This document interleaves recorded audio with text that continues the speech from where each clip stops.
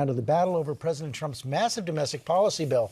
Senate scrambling to meet the president's 4th of July deadline to pass the measure amid concerns it's going to add trillions to the national debt / health care for millions.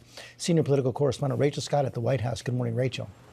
George, good morning to you. And Vice President J.D. Vance just arrived on Capitol Hill, where there has been a marathon voting session playing out overnight. Republican leadership now trying to buy more time to get the support they need to get this bill across the finish line. But some of those GOP holdouts are holding firm. Overnight, President Trump's massive tax and spending bill hitting a major roadblock as a marathon voting session on the Senate floor drags into its 20th hour.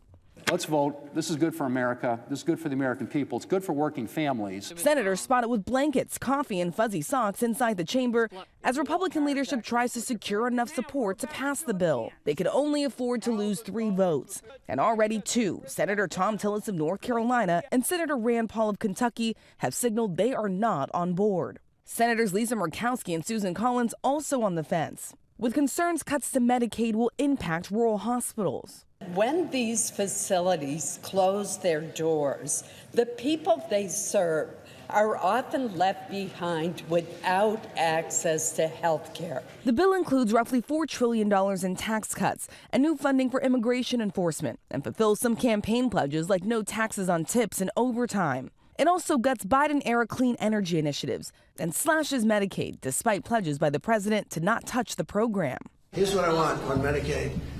We're not touching anything. The nonpartisan Congressional Budget Office predicting the bill will result in some 11.8 million Americans losing their health coverage over the next decade. How can any senator go home and tell their constituents, I'm sorry, I took away your health care because I wanted to give tax breaks to billionaires? Other Republicans alarmed by the bill's price tag, one estimate saying it would add at least $3.3 trillion to the debt over the next 10 years.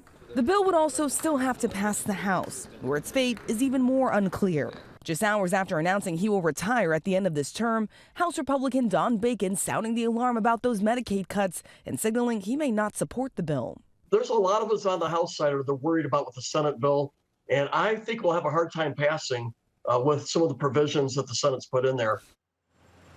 And adding his voice into this debate, the president's former senior advisor, Republican mega donor, billionaire Elon Musk, saying that anyone who votes for this bill should hang their head in shame. He goes on to say that they will lose their primary next year if it's the last thing that he does on this earth, George. What a turnabout in just a few months for Elon Musk. Okay, Rachel, thanks very much.